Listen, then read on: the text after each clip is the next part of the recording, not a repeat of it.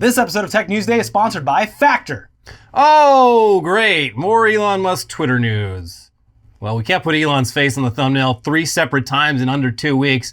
And I'm sure you're getting as sick of that whole saga as we are. So we'll just save that for a little later in the show. Sure. And instead, start with a topic that is always joy. Gamer lifestyle products. But back in the early days of COVID, we were delighted to learn about Japanese furniture company DALL-E and their gamer bed. For a gamer living in tight quarters, this setup offered maximum space economy by simply building a typical gamer desk setup right into a bed. Eat, sleep, game, repeat. That's not just an expression for this guy right here, seen gaming comfortably, leaned back on a big beanbag pillow with his dual monitors right at eye level and a keyboard and snacks all within reach.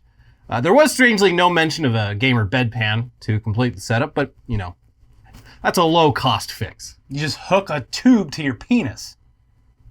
That's the easiest way. No mess. Yeah. Why bend over and piss into a metal container when you can just attach a tube to your penis? It's not just piss though. This guy's he's got a fully stocked pantry of junk food right at arm's reach from his bed. Take it off, shove it right up there. Yeah, it's probably liquid anyway, so. Exactly. Yeah. So DALL-E seems to have no qualms about leaning into the vibe this all gives off. I mean, the product page for their desk bed reads, an offering to gamers everywhere who can't get out of bed. I don't want to get out of bed. I just want to stay under my blankets and game all day. We have heard your wishes and have built a specialized gaming desk for your bed. With it, you can create the dream bed of gamers everywhere. With this, you can set your computer monitors at the foot of your bed and enjoy gaming for the entire day. You can also use the deluxe cup ramen holder so you can satisfy your hunger even while in bed. DALL-E's gaming bed series has been built around the concept, live your life from your bed. And then further down, you've got descriptions like living a comfortable gaming life from your bed, game without getting out of bed, and you can game from your bed, along with photos showing all the possibilities for abject laziness that their product offers. You can game with one hand, too. Listen, we know exactly who we're marketing this product to. Yeah. No need to dance around it. We're not upset about it. Yeah. It's, you need it, and we're here to supply it. You're already gaming from bed. At least do it in style. Yeah. Come on. Now, of course, this gamer bed, which, by the way, it only comes in single. There's no queen size. Of course not. Gamer bed. Yeah. But this gamer bed setup, it has other limitations in addition to the lack of a bedpan. And a big one is that in order to transition from horizontal sleeping to lean back gaming, the gamer does need to get up and grab their beanbag, wasting valuable calories and seconds that they could otherwise be putting towards gaming. But thankfully, DALL-E has now updated their product line to include a new and improved gaming bed that makes the switch from sleeping to gaming as easy as pressing a button. That's right. Motorized beds aren't just for the elderly and the disabled anymore. They're for gamers too. I like it. Just look at this absolute king right here. Gaming to his full potential. All of his needs within reach. Still minus the toilet though, but it's an easy add-on. And I like it. It's, they advertised a lot of these type of beds in the 90s. They looked very comfortable, and now there's an excuse to get one. It's gamer time. They just need to drop my gunners. Yeah. You get up and the gunners drop from the ceiling. Everything powers on when you do it like that. It comes away from a sleep mode on your computer. Does it vibrate? No. Okay. It should. Also, the mattress is... Magic fingers. The mattress is about 2 inches thick. Probably not the most comfortable... What they need to do is make the mattress haptic. So when you get hit in the game, it gives you a little vibration in the mattress. Yeah, well, it tricks you into getting a massage. To move your... you'll need to. Your atrophied bones and joints. This man's spine's crooked like a politician. So Japanese it's a hard language for Google to translate accurately, but let's try and read what DALL-E says about its new electric gaming bed. Supreme corrupted life with bed as a base for living. From DALL-E, who has been advocating the construction of a game while sleeping environment, the electric gaming bed has finally arrived. Equipped with 2 motors, the reclining of the upper body and the lift of the legs can be adjusted to the desired position with the simple operation of the controller. Not only sleeping, but also games, animations, meals, etc. support relaxing time on the bed more comfortably. It is a forbidden last piece that sublimates the bed-based corrupt life to the highest level. Build the ultimate gaming bed. I want to incorporate games while sleeping into my daily life in earnest. The gaming bed is a forbidden layout for such self-degrading gamers. I mean, Come on, gamers, degrade yourself with the gamer bed. The forbidden gaming bed. In some aspect, you got to just appreciate how blunt they are. Yeah. I mean, I'm sure there's some lost in translation here, but probably. But still, it's like, hey, loser. Yeah, or they know exactly who they're marketing to. Yeah. The bed sheets, when you're done just making them filthy, they just they switch to clean. Yeah, that would be the next step. I mean, this can go places. Yeah. And especially in Japan, where an apartment the size of a half bathroom is about the best you're going to get in a lot of metropolitan areas. This is a great use of space. It is. Like places like New York and Tokyo, it's like you open the door, there's only enough room for a bed, so you might as well do everything possible in that bed. Yeah. And Tokyo has those like coffin hotels. Yeah. Slide me into it too. Where's the gamer coffin? Yeah.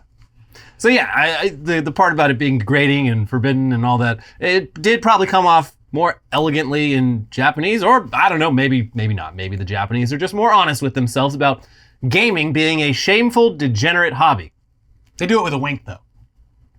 But moving on now to some Twitter news. Well, okay, no, not the Twitter news, but rather some news about a tweet. The very first tweet, in fact. So back in 2006, Jack Dorsey kicked off his fun new little website that everyone was just going to be using for chatting and wouldn't become like sort of the mouthpiece of world leaders everywhere. Just a fun little social media network. A fun little website that allowed you to avoid SMS fees that were standard back when carriers charged for them. Yeah, so back in 2006, Jack Dorsey kicked off that whole thing with a tweet that said, "Just setting up my Twitter," but Twitter with the vowels removed, because that was a very hot way of naming things back then. Yeah. And the rest is, of course, history, including the fact that 15 years later, an NFT of that tweet was minted and sold by Jack Dorsey for $2.9 million, which Dorsey then donated to charity. This was one of the first big NFT sales that made everyone sit up and start paying attention. If someone was willing to shell out that kind of money for what's essentially just a digital receipt, then clearly this NFT stuff wasn't just a flash in the pan. NFTs were here to stay, and you'd be a fool not to get in while the getting is good. So $2.9 million for a tweet might seem like a lot, but just imagine how much more it's worth now, over a year later. Yeah.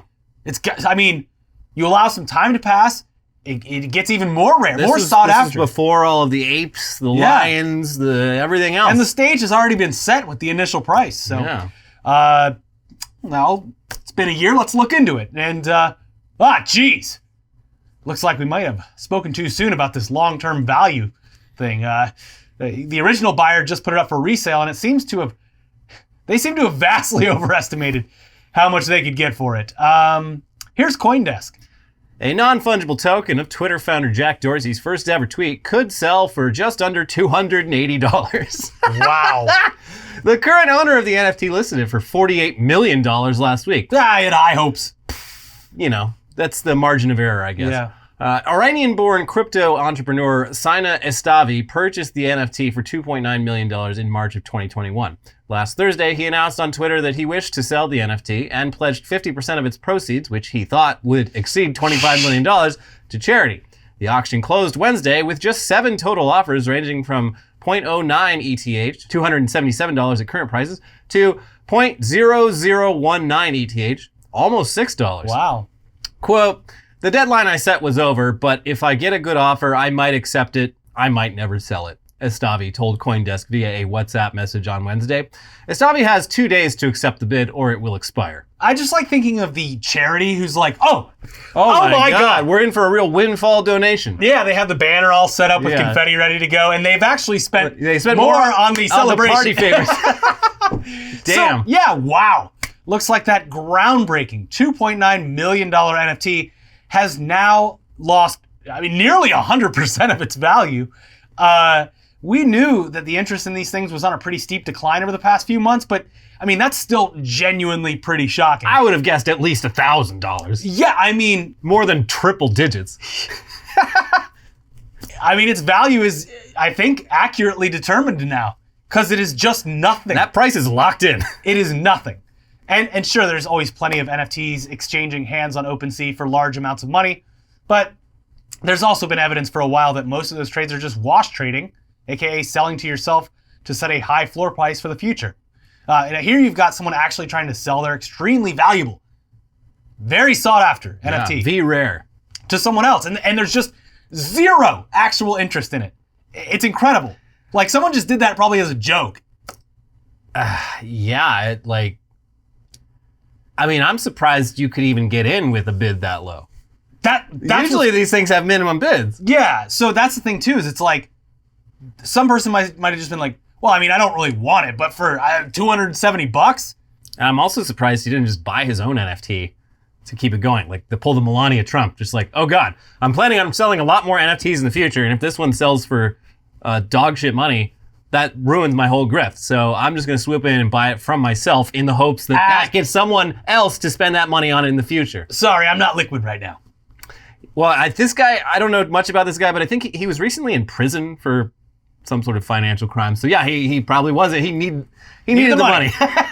So that sucked. Oh well. But speaking of price manipulation, and speaking of Twitter, I guess it's time to update you all on the most annoying saga of the past few weeks. Elon Musk trying to buy Twitter, I guess. So to recap, Elon spent the last couple months quietly buying up enough shares of Twitter's public stock to make himself its largest shareholder at around 9.2%.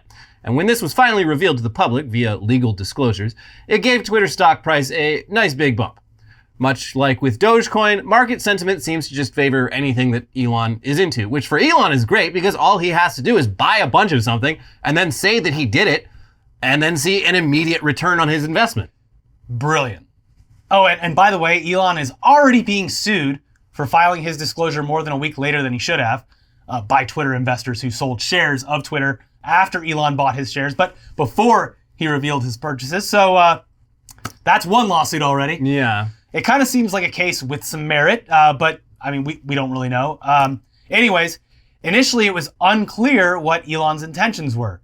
Was he just passively investing, as he first indicated on his documentation? Or was he trying to get a seat on Twitter's board of directors? Or was he partway through a hostile takeover where he'd get enough shares of Twitter to have majority control of the company? Which raises the further question. Why? Why any of this? Mr. Space Company, Mr. Electric Car Company, why? Why is this something you care about? Yeah. But whatever.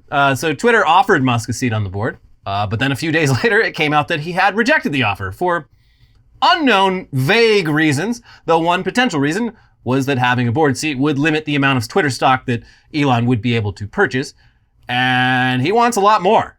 And it looks like that may, in fact, have been the reason, because on Thursday this week, Elon made an offer to purchase Twitter outright, offering $43.4 billion or $54.20 per share. Mm-hmm. Get it? It's the weed number in there. Oh, he stuck it in. 50 plus weed. Twitter's CEO did say in his statement a few days ago that there would be distractions ahead, and people are like, wonder what he means by that. Looks like he wasn't kidding, because it's looking like this all might in fact just be a big fucking distraction. Yeah, we pointed it out. It was just like, if he took that board seat, he could only own 15%. And by not taking it, even though that clearly seemed to be the plan, it indicated that he wanted more. And why do you need a board seat when you own a majority of the company, if that was his eventual plan? Yeah. So I guess he wants to buy the whole thing. I'll take it. For, honestly, nearly double what it's been worth the entire time it's been publicly traded stock. Yeah, a little over $10 what it's worth now. So yeah, you would think, anyone who owns Twitter now would want to hold it. You would think. Or buy more, because even if it goes up by a percentage or two, you would still eventually get paid out. Yeah, this is basically like a 15 to 20% return on investment. Yeah. If this was ever even possible. So seems like a sure bet, but didn't look that way when you open up the stock market. Well, it did for like a half hour. Yeah, sure. But then for the rest of the trading day, not so much. Yeah. Same with Tesla stock. Yeah. Has the magic worn off? I don't know. Or maybe he knows that the magic is sort of worn off because of the Tesla and Dogecoin shit. It's just like, if I open my mouth, it's going to tank. I could buy more for cheaper. Playing both sides, I see. Yeah. Whatever. I have no idea. Yeah, I know. It's erratic, it's baffling. And I don't fucking get it. Like, I can't imagine working at fucking SpaceX, planning like an upcoming launch, and you can't get your CEO on the line because he's dealing with buying like a kind of worthless social media company. It's about as worthless as owning the first ever tweet. Yeah. Like Twitter, it's not a good service. It's Nor always, does it make money. Yeah, it's always been bad. It's just like this shitty thing that everyone uses, but like, I don't fucking get it. Based on, like, I looked up to see, like, it was like Q4 of last year. It would basically take Twitter like 75 to 100 years to earn its valuation net. Yeah. And it seemed like for a long time, like at least during the Jack Dorsey years, like he didn't give a shit because he was running Block or whatever it used to be called. Square? Yeah, like Square was where his money was. Like Twitter was just like this thing he invented when he was 19 that he was doing on the side. I like Twitter because it allowed me to go explore Eastern religions. Yeah. Find myself. Anyways, one of the biggest reasons to believe this probably isn't a serious offer from Elon, aside from the 420 reference, is that while he is the richest person in the world and is worth around $273 billion, most of that money is tied up in investments in his own companies and others. The process for actually freeing up that much liquidity would probably be very complicated and could negatively affect SpaceX and Tesla, which you'd assume Musk cares more about than Twitter. Maybe not. Maybe those were just stepping stones to owning a social media. I don't get it. Yeah. Secondly, Twitter's board would have to actually approve the sale, and there's so far no indication that they even think this is a good offer. And thirdly, despite Twitter shares jumping in price following Elon's offer, they actually ended the day slightly down, indicating that investors are not convinced that they would soon get large guaranteed returns when Elon buys them out. Like, look what happened to Activision after Microsoft was like, we're buying that, although that was approved by both companies, but it still has to go through the approval of regulatory bodies. But still, oh, this stock, you're betting a pretty safe bet that this stock is going to be worth, I think it was like, it went from like 50 to 90 or something like that. Yeah, and I'm sure plenty of like retail investors did go ahead and buy some Twitter, but the big dogs, Twitter stock is not going to move with your fucking $500 investment. Yeah, the big dogs down on Wall Street, they clearly not convinced that this is anything more than a stunt, because those shares did not move the direction you would expect them to. Yeah. And this is a guy whose Tesla stock has performed abnormally well, supernaturally well, mostly. Yeah. So it took the entire internet and worldwide attention and a media blitz for 2 weeks straight to shift the price of a retail gaming company stock that was around like $5 to $10 or something like that. Like that did move things, obviously. But like, yeah, I don't know.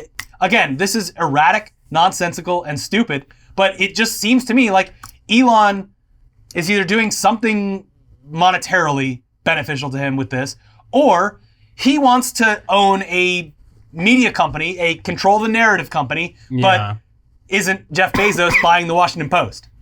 Yeah. He says he's just that much of a free speech lover that he needs them to hand over the reins to him, where he will presumably be doing no censorship. He's never been censored on Twitter, ever. I know. Ever. The only one that's even tried to attempt to like censor him is the literal SEC. Yeah. Yeah. And he might be hearing from them again. I would imagine so. Yeah. Also, Twitter is apparently considering making some moves to block Elon's bid. Here's the New York Times explaining that. Twitter's board is considering a defensive move known as a poison pill that would severely limit Elon Musk's ability to acquire the social media giant, two people with knowledge of the situation said. The board met on Thursday to discuss Mr. Musk's offer to buy the company, according to one of the people who wasn't authorized to speak publicly. The directors are weighing whether to move ahead with the poison pill, formerly called a shareholder rights plan. I like the new name. That would limit the ability of a single shareholder, like Mr. Musk, to acquire a critical mass of shares in the open market and force the company into a sale. The poison pill defense is a common tactic used by companies that want to fend off unwelcome takeover offers. It essentially lets the company flood the market with new shares or allow existing shareholders other than the potential acquirer to buy shares at a discount. This dilutes the bidder's stake and makes buying shares more expensive. All right, I didn't know they could do that. I mean, but he also has enough money, technically, if it was liquid, to keep chasing that. But he does. It's like I don't know if this is true still, but like a few years back when he first got crowned the richest in the world, like there was a lot of analysis about even for a billionaire, his liquidity is like abnormally low. Yeah. Like it's like 99% of his money is tied up in company ownerships and They properties. should do it and like stuff a casino where it's like, everyone's always like, well, if you want to win at roulette, you just bet double if you keep losing. It's like, no, they have table limits. Casinos, You will lose. Yes, yeah. In any case, Elon has already made a huge return on his investment and could just leave with his profits. And maybe this purchase offer was just another attempt at making the price go even higher so that he could sell for even more. After, well, I've thought about it, I've changed my mind. Changed my mind and I actually already sold all my shares. Before I made the statement. That would be pretty blatant price manipulation, but then again, this is all eerily reminiscent of the time that a few years back when Elon did price manipulation on Tesla stock by falsely claiming that he had secured funding and would take it private at $420. Blaze it. Anyways, this is all becoming very annoying, but we're probably going to keep hearing about it for quite a while, so that's fun. Also, like he literally said, if they don't accept my offer, I'm going to have to rethink my stock purchase. Yeah, It was a threat. It was a threat. Yeah, it's like, again, that's another thing. Can he do that? I mean, even if he can't, slap on the wrist every time. There is no amount that the SEC can find him. They can't, like... That he already hasn't made with his initial investment. Right, yeah, it's a cool economy.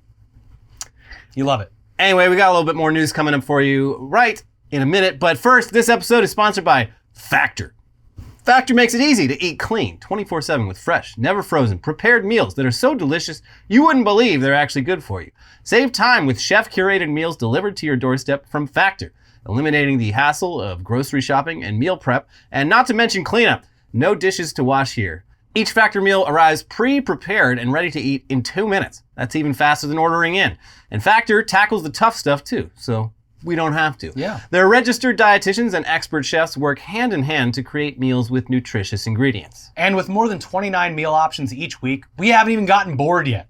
Factor even knows our preferences. They offer vegan and veggie meals, keto meals, low-calorie options, cold-pressed juices, smoothies, energy bites, plant-based bars, extra protein, veggie sides, and more to keep us fueled and focused all day long. Head to go.factor75.com/newsday120. Click the link in the description, it'd be easier. But use our code newsday120 to get $120 off. That is code newsday120 at go.factor75.com/newsday120. $120 off. I've tried them. They're great. I have my vegan and veggie, and they are fantastic for quick lunches. Yeah, it's wild to think the garbage we used to eat from the frozen food aisle. Yeah. And now you can get a chef-prepared meal Skip the delivered trip. right to your door. Yeah. Anyway, back to the news now with an update on Facebook's big metaverse plans. If you were at any point under the impression that Facebook's plans for a VR future were not entirely motivated by Mark Zuckerberg's desire to monetize human interaction, you may be shocked to learn that much like with the App Store and the Play Store, Meta's Horizon Worlds platform will be taking a big, tasty cut out of every single transaction. Are those the Zuck Bucks? And it could be. And yeah, if the metaverse goes anything like how they're saying it's going to go, which is a whole virtual life with cosmetic items for your avatar, maybe a little house, just all sorts of things that you can buy to customize your life. Look how cool I am in the metaverse. And a whole like third-party marketplace for that. If that comes to pass, that means a whole lot of transactions and a whole lot of money for Meta. Yeah. Here's CNBC. Facebook parent Meta is planning to take a cut of up to 47.5% on the sale of digital assets on its virtual reality platform Horizon Worlds, which is an integral part of the company's plan for creating a so-called metaverse. The social media giant announced in a blog post Monday that it's letting a handful of Horizon Worlds creators sell virtual assets within the worlds they build, which could eventually include NFTs. Boo. However, the company failed to mention in the post how much Meta will charge creators to sell their wares. A Meta spokesperson confirmed to CNBC Wednesday that Meta will take an overall cut of up to 47.5% on each transaction. That includes a, quote, hardware platform fee of 30% for sales made through the MetaQuest store, where it sells apps and games for its virtual reality headsets. On top of that, Horizon Worlds will charge a 17.5% fee. The size of the cut has angered some in the NFT community. One Twitter user wrote, "I hate you, Facebook." Okay. Another said, if Meta wants 47.5% of NFT sales, they gotta talk to the IRS, because I don't even have that after taxes. So yeah, I mean, remember how mad developers were over Apple and Google's standard 30% cuts? Epic Games' Tim Sweeney was so mad about it that he sued both of them after pulling Fortnite from their stores. It was a whole thing. Yeah. Hell, even Mark Zuckerberg publicly criticized the so-called app tax when it negatively affected him. Who would ever do this? But it looks like 30% is chump change compared to the money that the Zuck is now looking to skim off anyone looking to use his platform to make some money. Who could have seen this coming? Also, hey, NFT people, if you want to avoid this, they don't have to be NFTs. Yeah, You can literally make digital assets and sell them. There's no need for the blockchain. Like any other marketplace. Also, if you want to go in the metaverse and be able to just be anything, VR chat. VR chat lets you. And they do a monetization right. They have like a premium version, and you can get more avatars and stuff. Yeah. He's reinventing the wheel here, but the wheel is more expensive. And honestly, looks less appealing. Yeah. Yeah. I don't know anyone who's even fucking sterile. used this thing. I didn't even know it was a thing you could download. It's actually been out since before they even made the name change to Meta. And like, I don't know a single person who's even expressed interest in using it, much less used it. Once you've dabbled in the depravity of VR chat, why would you want to go to the sterile, bland universe of Horizon, whatever the fuck it's called? Yeah, see, you can't even remember the name. That's it's just not even memorable. At least Metaverse you can remember. Yeah. Anyways, even if a bunch of the people who are planning on setting up shop in the metaverse decide that it's not going to be worth it anymore, that's fine, because maybe an AI can just design the items instead. Of all the ways that artificial intelligence has the potential to take people's gerbs, we would not have guessed that art would be one of the first careers to be made obsolete by the machines, but somehow a new AI art generator has us second-guessing ourselves a bit. So everything that you're seeing right now are images created by an AI from OpenAI called DALL-E, which generates images entirely from text descriptions. You just tell it what you want it to make, and it does it. Yep. It was first released in January 2021, and while it was impressive at the time, it was also pretty limited. The new version of DALL-E that was just released is so impressive, it's kind of scary. Yeah, I thought this was like a prank or something. Yeah. Like, it looks, there's barely some uncanny valley there. Yeah, like if you zoom in, it's sort of like a lot of the GPT-3, or I don't know if it's GPT, but like the this person doesn't exist, like facial creators. It's like they get it 90% right, but if you zoom in enough, you can find like a weird fucked up ear or something. And with this one, like, it's not completely open to the public. You have to request access and all that. Yeah. So they are just taking things and being like, yeah, they're probably picking and choosing what the best results are. Definitely. But the results are good. Yeah, no, they're kind of incredible. DALL-E 2 is still only available to a handful of users, and obviously the examples featured on the website are obviously going to be the best of the best. But let's just look at what they're showing off. First up, we've got this set of 3 phrases. The first being an astronaut riding a horse in a photorealistic style, and an image that is exactly what that describes. But there's also 10 other images based on that same prompt that are all completely different, but equally as impressive. And we can change the style from photorealistic to Andy Warhol to pencil drawing. We can also change what the astronaut is doing to lounging in a tropical resort in space, or playing basketball with cats in space, each with 10 examples of the result in 3 different visual styles, and all looking very much like the work of a human and not a machine. This looks like someone photoshopping things. Yeah. Yeah. To be clear, though, this is still technically the work of humans, or at least the result of it, because existing art is what DALL-E is trained on. Have you seen the one where they like, I don't know if it was DALL-E 2, but they did like the sex ones, and it is like, it's not explicit body parts, but if you put it on YouTube, you would get fucking banned into the earth. Yeah, the YouTube like flesh detector. Yeah, like there's so many. It like looks like balls and boobs, but it's not, and that kind of fucks with my brain. Those are my favorite AI generated images. The ones that are like images of nothing, but like it like fucks with the part of your brain, like the peripheral that identifies. Vision. Yeah, there's that series that's like, it looks like you're looking in like a messy room, but it's literally just a bunch of shapes. Like, nothing. You can't make out anything in it. It bothers me. It really bothers me. It's the new version of like the cross-eyed images from the 90s. Yeah, it's teaching me things about my brain that I don't like learning. Yeah. But yeah, it's DALL-E is a very good learner. Clearly. And aside from creating brand new images, DALL-E can also make realistic edits to existing images. In one example, we place a flamingo in different parts of a room, and DALL-E just spits out 5 convincing versions of each one. So you got options. In another example, DALL-E is told to place a corgi in an art museum setting, and it'll spit out not only photorealistic corgis in the foreground, but also stylistically accurate corgis into the art on the walls. Cool. Then there's another feature where you feed DALL-E an image and it creates different variations inspired by the original. The first example is the famous girl with a pearl earring painting, and all the DALL-E versions are basically the same elements, but different.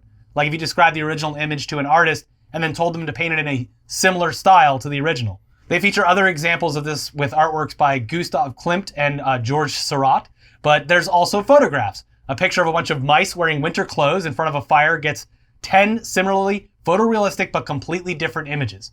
A photo of the entrance to a flower shop also gets the same treatment with similar but completely different variations on the same basic elements that look like actual photos aside from some artifacting. Yeah, you zoom in on the flowers and you're like, oh, okay, these flowers are a little fucked up. But at first glance, looks pretty damn real. This is going to be great for my Facebook metaverse Etsy store that I open up. Yeah. It's like, yeah, create a fucking living room, AI. Hey, you want to buy this, you stupid idiot? Take it. And DALL-E is shockingly impressive. Just overall, I'm kind of shook by this. I guess we'll see how impressive it really is once more people get their hands on it. But based on even just the best results, this has huge implications for art, photography, and graphic design, potentially on the scale of deepfakes or even more. But you can't copyright it. I mean, that precedent has so far been set. Yeah, we'll see how that goes too. Yeah, once something like this becomes widely available, will anyone even still be around to actually pay artists and photographers for their work? Yes. Or will they just feed a set of commands into a machine and choose from all the different outputs? I mean, making art is already barely a viable career as it is, and if AI just completely obliterates it, that could lead to a sort of like creative stagnation where the machines are all just copying older art and each other over and over again while no one is actually around to come up with truly new, good ideas. I don't know. Why would you need new ideas when an AI can come up with the new ideas and feed it to an art AI? That's the thing though, is like the AI, the one thing the AI doesn't have is like the ability to place a value judgment on its own outputs. Like it can spit out a bunch of things and like a certain amount of them are going to be like exactly what you want. Some of them are going to be not what you want. They'll program it. The new captures will be like, which art looks good to you, human? Yeah, maybe. What do you consider art? And there's like 10 AI created art images. Yeah. I saw that there was this other thing.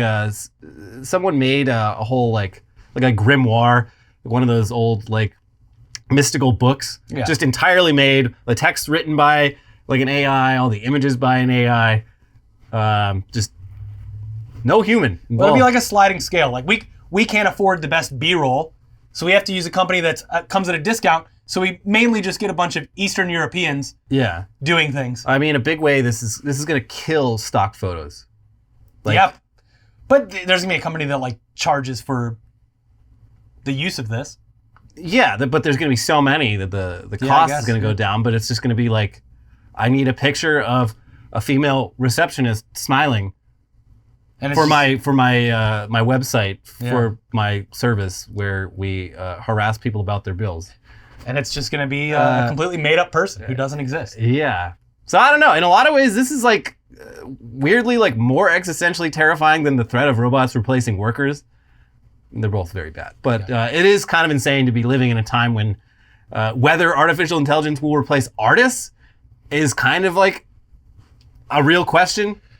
It's weird. So far, at least, the machines are terrible at music. Yeah, that's good. Every time they've tried making AI music, it is like the worst fucking thing I've ever heard. Yeah. So I hope it stays that way. Yeah. But anyway, that's our show. We have a sign. Also, yeah, I keep forgetting to bring this in. Here's your sign. Haven't put this up yet, but this sick wood. This was made with a CNC router by a viewer named Tim McGillicuddy. What a great name. Thank Is that his real name? Yeah. Wow. Thank you. I assume so. So thank you, Tim, Yeah. McGillicuddy, we're going to put that up eventually. I just didn't We'll have get it time up there. today. But if you haven't watched our interview with Santa Claus yet, we did interview Santa Claus. And it was a pretty great talk. Yeah, he's surprisingly, Santa Claus is a very nice person. Yeah, who would have guessed that Santa would be a pretty cool dude? And then, our previous episode this week, which we covered a lot of the Elon stuff, but there's some other news in there as well. I want to apologize for my voice real quick. I've been COVID testing, so far so good, but it's a PSA to never smoke, because I went to stay with my mom, and she smokes indoors, and that's what fucking happens. I've been not around smoking people for fucking 2.5 years. That'll do it. Anyways, watch both of those videos, and we'll see you soon for News Dump. Bye-bye. Bye-bye.